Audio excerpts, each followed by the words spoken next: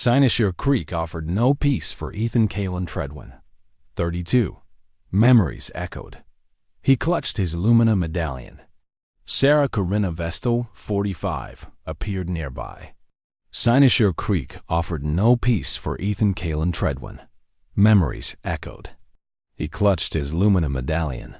Sarah Corinna Vestal appeared nearby. The weight of the past clung to Ethan like damp clothes, heavy and constricting. Each morning in Cynosure Creek felt like waking in a foreign land. The familiar streets and faces subtly altered, no longer aligning with the world he carried inside him.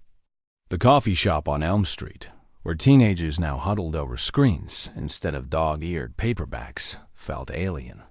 The old hardware store, its aisles once a comforting chaos of metal and wood scents, was now sterile and brightly lit. He walked these streets, a ghost among the living, his gaze often distant, fixed on horizons no one else could see. His posture, once fluid and adaptable, had settled into a perpetual stiffening, a physical manifestation of the guard he held against the world, against the memories that ambushed him without warning. A car backfiring could send a jolt through his system, his hand instinctively reaching for a weapon that wasn't there. A sudden crowd could trigger a wave of unease, a primal urge to find cover, to assess threats that only existed in the theater of his mind. Sleep offered little respite, fractured by nightmares that replayed scenes of chaos, loss, and the impossible decisions made under duress. He would wake in a cold sweat, the silence of his small apartment amplifying the ringing in his ears.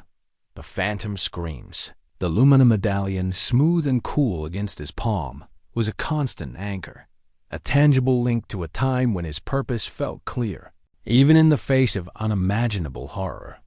It was a reminder of sacrifice, yes, but also of the burden that sacrifice had placed upon him. Back then, the mission was everything. Now, simply existing felt like the hardest mission of all. Isolation wasn't just a state of being in Cynosure Creek. It was a shield. He kept interactions brief, polite to the point of being distant. He saw the well-meaning glances, the hesitant questions, the pity that sometimes flickered in people's eyes. He couldn't articulate the chasm that separated him from them, the experiences that had carved lines on his soul invisible to the naked eye. So, he remained an island, adrift in the quiet currents of his hometown, the silence amplifying the noise inside his head. He often drove, aimlessly at first, then with a purpose he couldn't name, escaping the suffocating familiarity of Cynosure Creek. These drives would take him out of the valley, over the winding roads, and into neighboring territories. It was on one such drive, a Tuesday afternoon in the late spring of 2023, that he found himself in Ethel County. The landscape here was different. Rolling hills gave way to flatter plains, dotted with larger farms and stretches of undeveloped land. There was a different kind of quiet here, less like the stagnant peace of Cynosure Creek, and more like the vast, indifferent silence of the open country. He had pulled over near a small, unassuming roadside stand selling local produce. He wasn't sure why. He rarely bought things like this. Maybe it was the vibrant splash of color from the overflowing baskets of tomatoes and peppers, a stark contrast to the muted tones of his internal landscape. He stood there for a moment, the engine ticking cool, the dust settling around the tires. The air smelled of warm earth and something sweet, like ripening fruit. Sarah Corinna Vestal was tending the stand. She had a gentle face, lined not with hardship, but with the soft etching of time and quiet observation. Her eyes, kind and knowing, met his briefly as he approached. There was no flicker of recognition, no hesitant curiosity, just a simple, calm acknowledgement. "Afternoon," she said, her voice low and steady, like the hum of a distant tractor. "Afternoon," Ethan replied, his own voice rougher than he intended, unused to simple pleasantries. He looked at the produce, not really seeing it. His gaze drifted past the baskets to the fields stretching out behind the stand. They seemed peaceful, ordered in a way his life was not. "Nice day for it," she offered, not pushing, just making conversation in the way people do when they aren't expecting anything in return. He nodded, a curt motion. He wanted to leave, to retreat back into the safe confines of his truck and the familiar anonymity of the road. But something held him there. Maybe it was the lack of expectation in her eyes. "Looking for anything in particular?" she asked, her hands busy sorting through a basket of peaches. "No, just ... Looking," he mumbled. She didn't press. She simply continued her work, allowing the silence to settle between them, a comfortable silence, free of the unspoken questions that usually surrounded him. He finally focused on the peaches. They were plump, blushed with red and gold. They looked real, solid, unlike so much else in his life that felt spectral and uncertain. "They're good this year," she said, noticing his gaze. "Sweet, good for eating right off the stem or for a pie." He picked one up. It was warm from the sun, firm yet yielding slightly to his touch. The faint, sweet scent reached him. It felt grounding. "How much?" he asked, his voice a little clearer this time. $2 a pound, she replied. He didn't need a pound.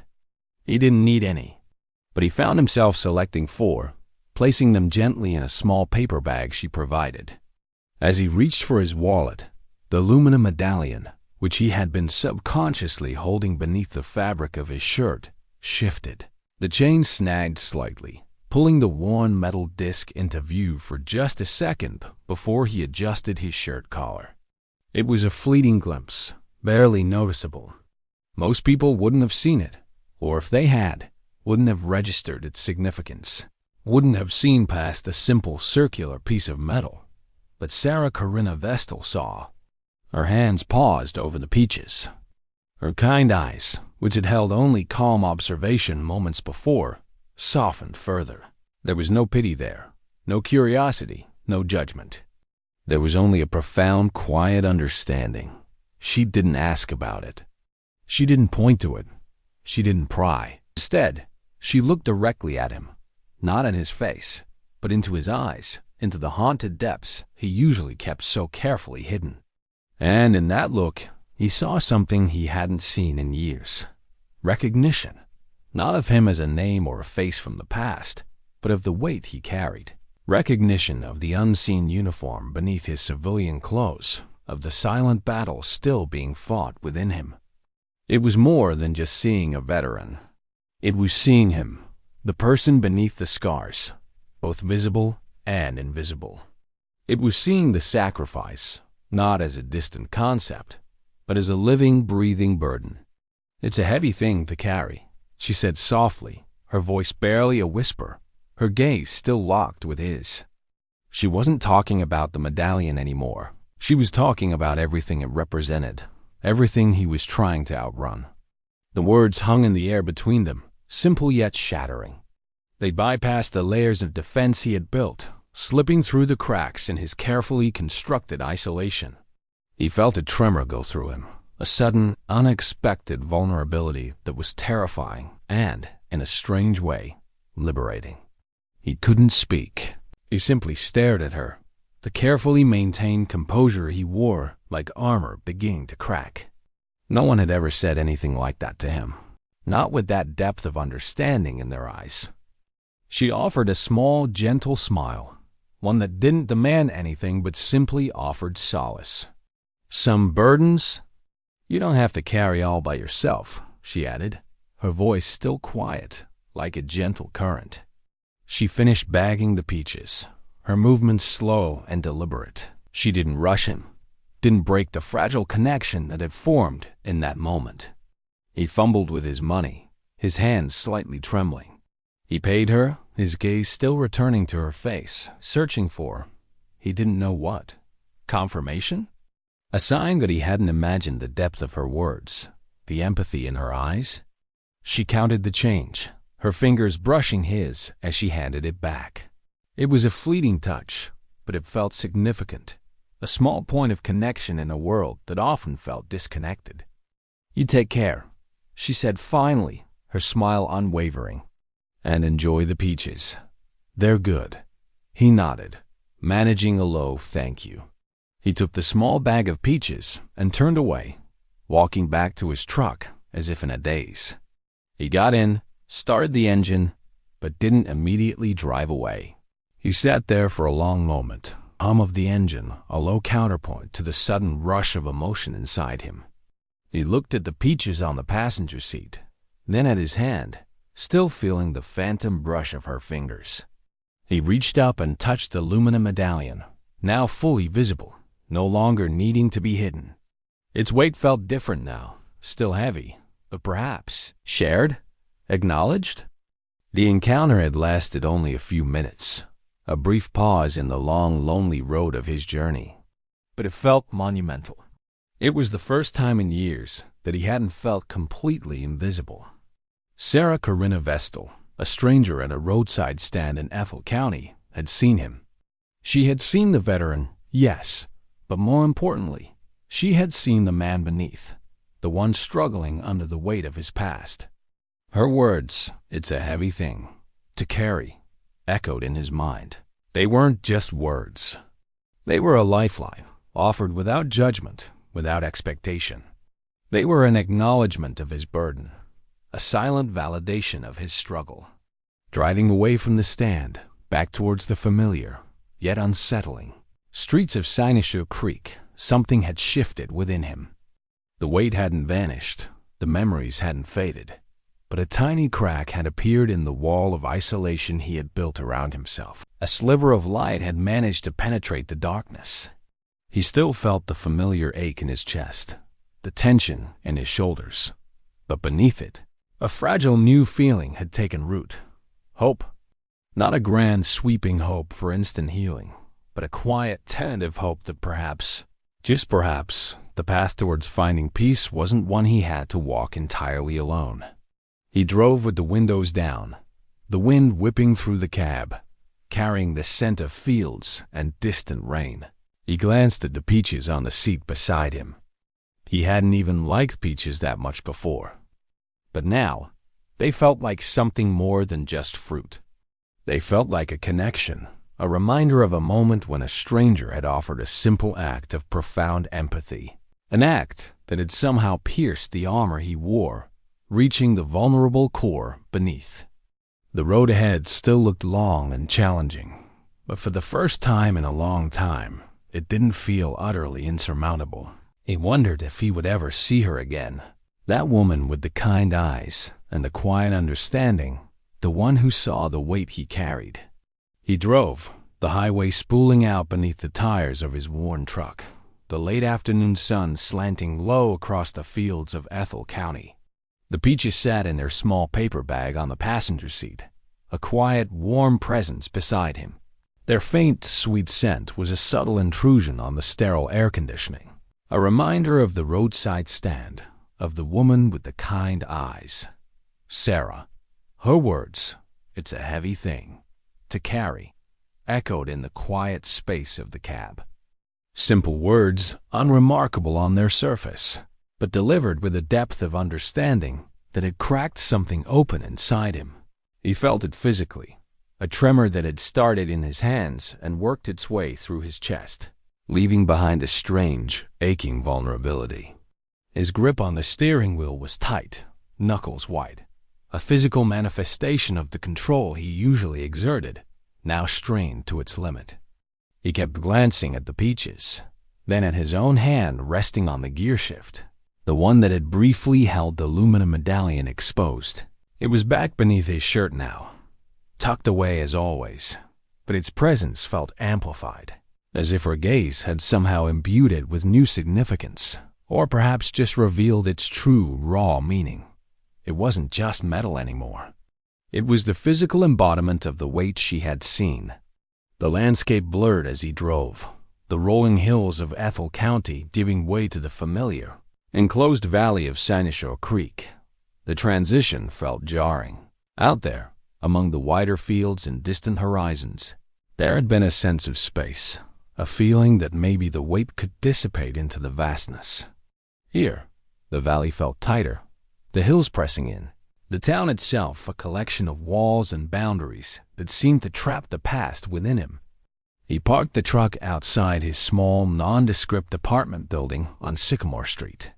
The usual feeling of dread, a dull thud in his gut, accompanied his arrival home. Home. The word felt hollow. It was just a place he slept or tried to. He picked up the bag of peaches, the paper warm and soft. He hesitated for a moment before getting out, sitting in the quiet truck, the engine off. He could hear the distant sound of a lawnmower, the laughter of children playing somewhere down the street, the mundane symphony of civilian life, a melody he was perpetually out of tune with. Carrying the peaches inside felt like a strange domestic act, one that didn't fit the image he had of himself, the man who was always ready for a different kind of reality. He placed them on the counter in his small, sterile kitchen. They looked vibrant, out of place among the sparse, functional items. He touched one, the skin still warm. He didn't eat it. Not yet. The apartment was silent, the kind of silence that amplifies the noise inside one's head. He walked through the rooms, the familiar layout feeling foreign. The worn armchair where he sat for hours, staring at a television he rarely watched. The bed where sleep was a battleground. The walls that felt both too close and too distant, failing to contain the echoing memories. He took off his jacket, his movements stiff and deliberate. He felt the medallion shift against his chest. He pulled it out, holding it in his palm. The worn metal felt cool now, no longer warm from the sun or his skin. He really looked at it, seeing not just the symbol etched into its surface, but the years it represented. The faces of those who weren't here to carry their own weights, the burden of being the one left behind. Sarah's words came back, not as an echo this time, but with a quiet insistence. It's a heavy thing to carry. And then, some burdens. You don't have to carry all by yourself. That second sentence was the one that truly unnerved him. He had been carrying it alone for so long. The isolation, a deliberate choice, a perceived necessity. How could anyone else carry it? How could anyone else even understand it? The chasm was too wide, the experiences too alien to civilian life. Yet Sarah had seen, not the details, not the specifics, but the essence of the burden. She had seen the invisible uniform, the perpetual state of alert, the quiet desperation. He spent the rest of the evening in a haze of introspection. He tried to read, but the words swam on the page. He tried to watch the news, but the conflicts reported felt distant and abstract, nothing like the visceral reality he knew. His mind kept returning to the roadside stand, to Sarah's gentle face, her steady gaze, the way she had simply seen him. The usual evening tension settled in, the hypervigilance sharpening the edges of the quiet apartment. Every creak of the building, every distant siren, every car driving by his window felt like a potential threat, demanding his attention. His body remained coiled, ready. This was the default setting, the state of being that civilian life couldn't override. And yet, beneath the tension, a new feeling stirred, a tiny flicker of something that wasn't fear or despair. It was the echo of recognition, the unsettling possibility that he wasn't entirely alone in carrying this invisible weight. Sleep was, predictably, a battlefield. The nightmares came, fragments of chaos and loss, the familiar surge of adrenaline, the cold sweat. But tonight, woven into the fabric of the dreamscape, there was a fleeting image, a gentle face, kind eyes, a quiet voice saying, "It's a heavy thing."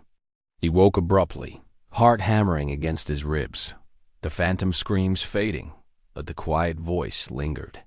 It was different from the usual residue of the nightmares. It felt grounding. He lay in the dark, the familiar ringing in his ears the only sound. He reached for the Lumina medallion, holding it tightly. It still felt heavy, but perhaps the acknowledgement had lessened the crushing isolation of that weight. He thought about Sarah, a stranger in a different county, who had offered a moment of unsolicited, profound empathy. Who was she? How could she possibly understand? Her understanding hadn't come from shared experience. He was certain of that. It had come from something deeper, something in her nature, a capacity for seeing beyond the surface. The next day was a Tuesday, much like the day before and the day before that. The routine was his anchor, albeit a heavy one. Coffee brewed in silence, a solitary meal, the aimless hours stretching ahead. He felt the usual pull towards retreating, towards staying within the perceived safety of his apartment walls, away from the casual interactions of Sinosure Creek that felt like navigating a minefield. But the thought of Sarah, of that brief, powerful connection, lingered. It created a subtle friction against the ingrained habit of isolation. He didn't go back to Ethel County that day. The idea felt too bold, too exposed. What would he even say?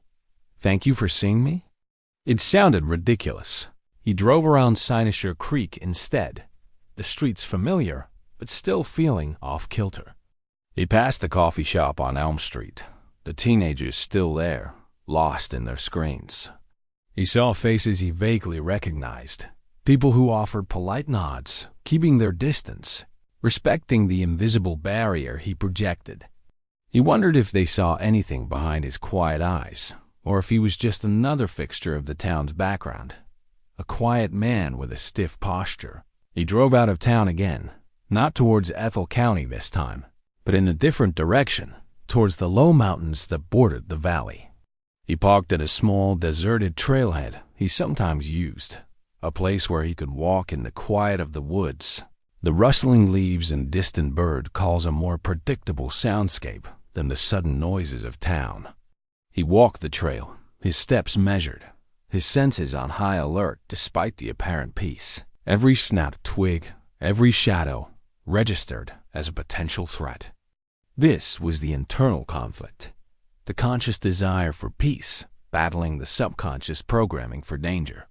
He ran a hand over the lumina medallion beneath his shirt.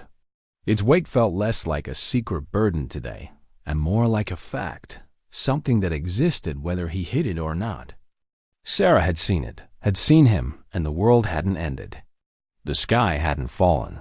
It was a small thing, a tiny crack in the armor, but it was there. He found himself thinking about her words again. Some burdens? Some? Who could possibly understand? It felt like a riddle he was too tired to solve. His default answer had always been no one.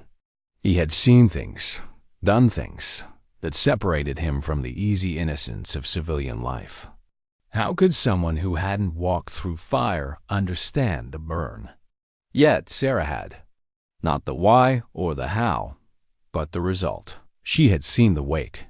That felt revolutionary. He sat on a fallen log by the side of the trail, the silence of the woods pressing in. He pulled out the medallion again, turning it over and over in his fingers. It was just metal, etched with a symbol, but it represented everything. Everything lost, everything endured, everything that made it hard to just ... be. He looked at the symbol, a design he knew intimately, a reminder of the unit, the mission, the sacrifices. It was a mark of identity, but one that felt alien now in this quiet forest, miles from the world where it held meaning. A bird called out nearby, sharp and sudden. He flinched, his body tensing instantly, his gaze sweeping the trees, assessing potential threats. The ingrained reaction was automatic, powerful. This was the reality of the burden. This was the weight. It wasn't just memories. It was a fundamental rewiring of his nervous system, a perpetual state of readiness that was exhausting and isolating. He closed his eyes, breathing deeply, trying to slow his racing heart, to loosen the tension in his shoulders. Sarah's face swam into his mind, her calm eyes. He imagined her saying the words again, not in the quiet of the roadside stand, but here, in the woods, amidst the traitors. The simple acknowledgement felt like a small act of defiance against the chaos inside him. He opened his eyes. The woods were just woods. The bird was just a bird. The tension remained, a low hum beneath the surface, but the sharp edge had softened slightly. For the first time, he considered the possibility that the weight, while his to carry, didn't necessarily have to be carried alone in silence and isolation. Her words had planted a seed of doubt in the fertile ground of his ingrained solitude. The drive back to Sinosure Creek that evening felt different. The valley still felt enclosed, but maybe the walls weren't quite as impenetrable. The thought of the peaches sitting on his counter brought a strange, small sense of anticipation. He still hadn't eaten them. They were more than just fruit now. They were a physical link to that moment of connection, a reminder that someone, somewhere, had seen the unseen burden. He parked the truck, got out, the familiar dull thud in his gut present, but perhaps less intense. He went inside, the silence of the apartment still there, but less suffocating. He walked to the kitchen counter and looked at the peaches. He picked one up, the skin cool now. He held it for a moment, its solidity grounding. He brought it to his nose, inhaling the faint, sweet scent. It smelled of warm earth, sun, and something that felt dangerously close to ... possibility. Instead, he placed it gently back in the bag. He felt a pull, a subtle redirection of his internal compass. It wasn't a dramatic shift, not a sudden cure. It was a quiet turning, like a river beginning to change its course, imperceptible at first, but inevitable. He knew, with a certainty that settled deep in his bones, that he had to understand that moment in Ethel County more fully. He had to understand how Sarah had seen him, how her simple words had pierced through years of carefully constructed defenses. He had to understand if that kind of connection was real, if it was something he could reach for, something that could help bear the weight. The road back to Ethel County beckoned, not just as a physical destination, but as a path towards confronting the fragile hope that had been kindled within him. He didn't know what he would do when he got there, what he would say, or if he would even find her again, but the pull was undeniable. He found himself planning the drive in his mind, tracing the winding roads, the fields giving way to the valley. He needed to go back. He needed to see if the recognition was real, if the possibility of not carrying the weight entirely alone was more than just a fleeting moment of grace. The peaches waited on the counter, a silent promise of the journey ahead. The air in the apartment the next morning held the stale quiet of undisturbed spaces, a quiet Ethan knew intimately. He woke before dawn, the residual adrenaline of the night's nightmares still clinging to him like damp sheets. The familiar symphony of internal alarms was already playing, the low hum of vigilance, the sharp spikes of phantom threats, the dull ache of the past. But beneath it, a new note resonated, soft but persistent. Sarah's voice, her eyes, the weight of the peaches on his counter. He went through the motions of his morning routine, each step precise, automatic. Coffee brewed, black and bitter. A piece of toast, uneaten. The silence of the apartment felt different today, less like a sanctuary, more like a cage. He looked at the peaches. They were still there, a splash of improbable color in the sterile kitchen.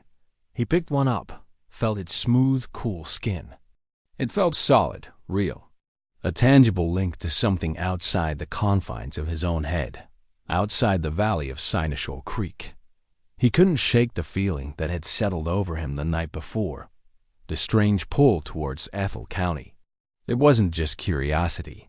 It felt closer to a need to understand how that moment had happened, how a stranger could see past the defenses he had spent years building, how her simple words had resonated so deeply, had chipped away at the bedrock of his isolation.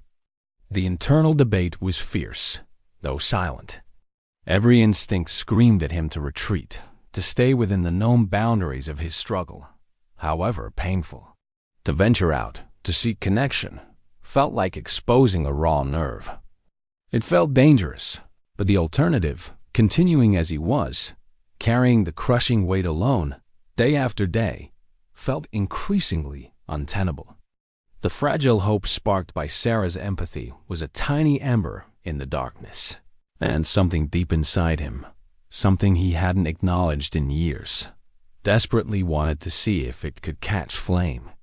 By mid-morning, the decision was made, not with a conscious choice, but with a slow, inevitable yielding. He needed to go back. He needed to try and find her. It was illogical, probably foolish, but the pull was stronger than his ingrained caution. He grabbed his truck keys. He didn't take the peaches.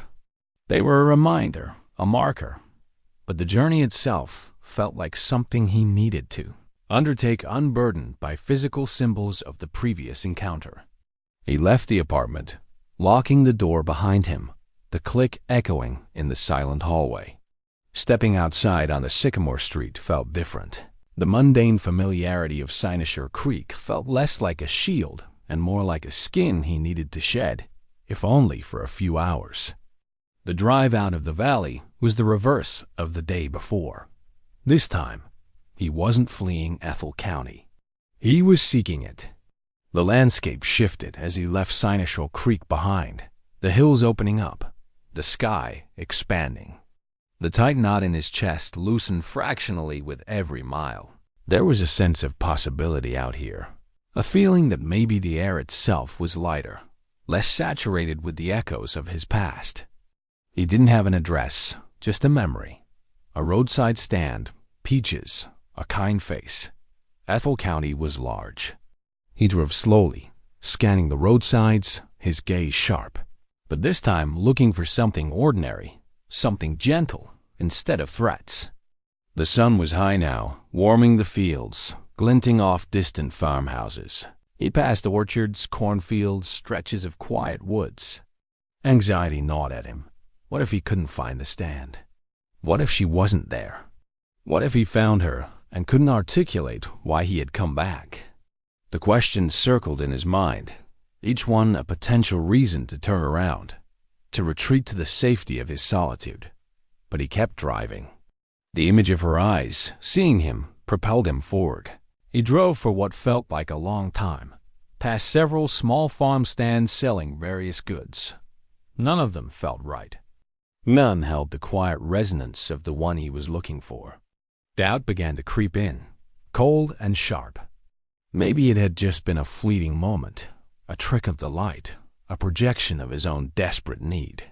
He was about to consider turning back, the weight of the failed search pressing down when he saw it. Tucked just off the road, beneath a large, leafy tree, was a simple wooden table laden with baskets, peaches, and standing behind the table, arranging a basket of fruit, was Sarah. His heart hammered against his ribs, a different rhythm than the usual fear-driven surge. It was a jolt of recognition, relief, and profound apprehension. He pulled his truck over onto the shoulder, a little clumsily, his hand suddenly unsteady on the wheel. He took a deep breath, trying to steady himself. Getting out of the truck felt like stepping onto unstable ground. Sarah looked up as his truck door closed. Her eyes, kind and observant as he remembered, met his. There was no surprise on her face, only a gentle acknowledgement. It was as if she had been expecting him, or perhaps simply accepted his presence without question. "Hello again," she said, her voice soft, calm. She didn't ask what he was doing there. She didn't pry. She simply greeted him, a quiet invitation to speak if he chose to. He walked towards the stand, his posture stiff, the perpetual tension in his shoulders evident. He stopped a few feet away, unsure what to say, where to look.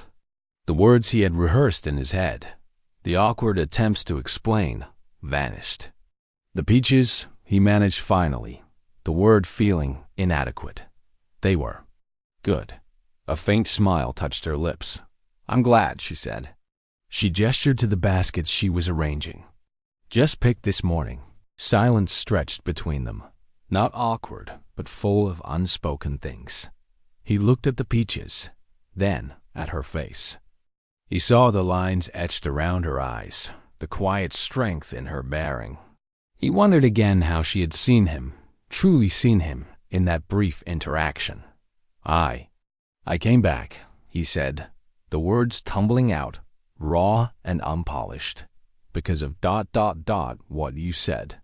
Her gaze remained steady. Oh. She prompted gently, inviting him to continue but not pushing. He shifted his weight, his hands finding their usual resting place in his pockets, his fingers brushing against the outline of the Lumina medallion beneath his shirt. He hadn't taken it off. It felt like a part of him, exposed or hidden. You said, "It's a heavy thing to carry," he mumbled, looking away towards the distant fields. "And that ... some burdens you don't have to carry alone." He waited, braced for confusion, for platitudes, for the inevitable gulf of understanding. But Sarah simply nodded, her expression thoughtful. "It is heavy," she agreed softly. "The things we carry, visible or not." She didn't ask what he carried. She didn't need to. She had seen the weight itself. This simple acceptance, this lack of demand for explanation, was disarming. "I've carried it alone for a long time," he said, the words difficult, scraping against years of silence. "It feels ... safer that way. Like it only hurts me." "But it hurts you, nonetheless," she observed quietly. He looked back at her, surprised by the directness, the lack of judgment. "Yes," he admitted, the single word thick with unvoiced pain. She reached out, her fingers gently tracing the edge of a peach in the basket. "Sometimes," she said, her voice barely above a whisper, "when we try to shield the world from our pain, we end up shielding ourselves from the possibility of healing." Healing.